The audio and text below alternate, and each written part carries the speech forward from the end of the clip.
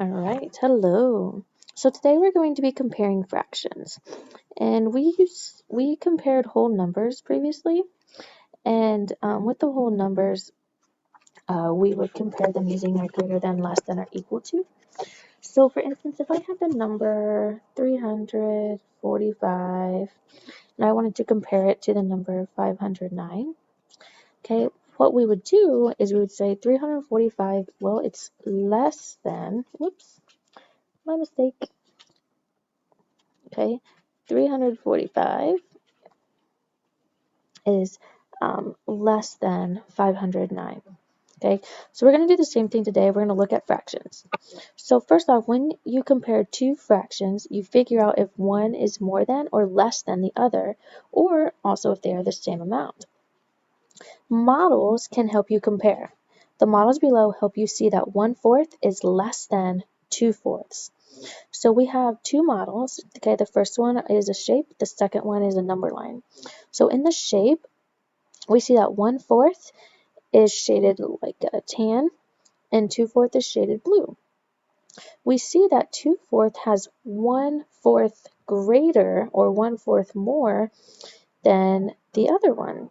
So 2/4 is greater than 1/4. We can also see this in the number line right here. So in the number line, it goes 0 to 1, and it's cut into 4 equal groups, and each of those dashes are 1/4, 2/4, 3/4, and those are each 1/4. So from 0 to 1/4, there's 1/4. From 0 to 1/4 to 2/4, there's 2/4. So we see that 2/4 is greater because it is more or further away from 0. Okay, so when we use area models to compare fractions, the wholes must be the same size. I'm going to say that again because it is super, super important. The wholes must be the same size, okay? We cannot compare fractions that are different sizes. So let's look right here, or let's take a look right here, I'm sorry. So this one, it looks like 1/4 is greater than the 2/4, but that's just because the whole is not the same. Okay, so the 1/4 whole is bigger than the 2/4 whole. So this is very deceiving, and this is actually not correct. We cannot compare them unless they are the same size. So if we look down here, we're going to compare fractions that have the same denominator. And remember, denominator is our bottom number. Okay, our bottom number. To compare fractions that have the same denominator, think about how many unit fractions it takes to make each of them. So remember what a unit fraction is. A unit fraction is any number with a numerator of 1. Okay, a numerator. This right here is your numerator. It is our top number. The area model below both show a whole cut into 6.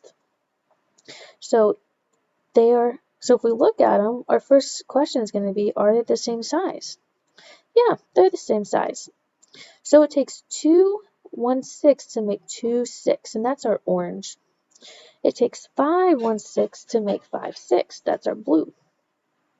So if we look at the graph or the model, we can see that 2 6 is made of fewer unit fractions than 5 6. So 2 6 is less than 5 6. So it would look like this. 2 6 is less than 5 6. Okay. All right. So let's move on and look at our numerators. We can compare fractions that have the same numerators. So to compare fractions that have the same numerators, think about the denominator. The models below show the unit fractions 1/3 and 1/8. So something very important is it's also the same size. So if we think about this as a pie and we think about this as a pie, okay, this very first one right here, if I wanted to bring a pie into school and I wanted to share it amongst 3 teachers, okay, we're all going to get a bigger piece. But if I came into school and I wanted to share it with 8 people in class, we're going to have to make it into smaller pieces so that it's all equal and it's all fair. Okay, so The wholes are the same. The numerators are the same. So compare the denominators of 1/3 and 1/8. 3 is less than 8, showing that the whole is divided into fewer parts. Since there are fewer parts, each of those parts is bigger. The unit fraction 1/3 is greater than the unit fraction 1/8. Okay, so 1/3 is actually greater than 1/8 because the equal pieces are bigger. The 1/8 are smaller because you have to have more equal parts. So let's look at another example. So we're going to compare 3/6 and 3/4. So our numerators are the same, so we need to look at our denominators. So 1/6 is a smaller unit fraction than 1/4. Because remember, if we cut a candy bar into fourths, we're going to have more of the candy bar for ourselves than we would if we had to split it amongst 6 people. Okay, so the unit fraction used to make 3/6 are smaller than the unit fraction to make 3/4. We can see that from the picture. Okay, this square is a lot bigger than this square. 3 smaller parts shade less of the whole than 3 bigger parts. So 3/6 is less than 3/4. So now that we've looked at comparing the same fractions with the same denominator and fractions with the same numerator, we're going to talk about how we can do that. So in our reflect, it says explain how you can use unit fractions to help you compare fractions. So let's just think about that for a second.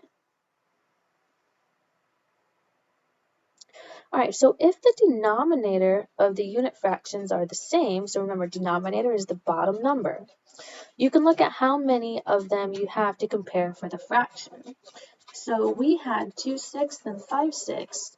Well, there's more 5/6 than there are 2/6 because those have the same unit fraction, just more of the unit fraction.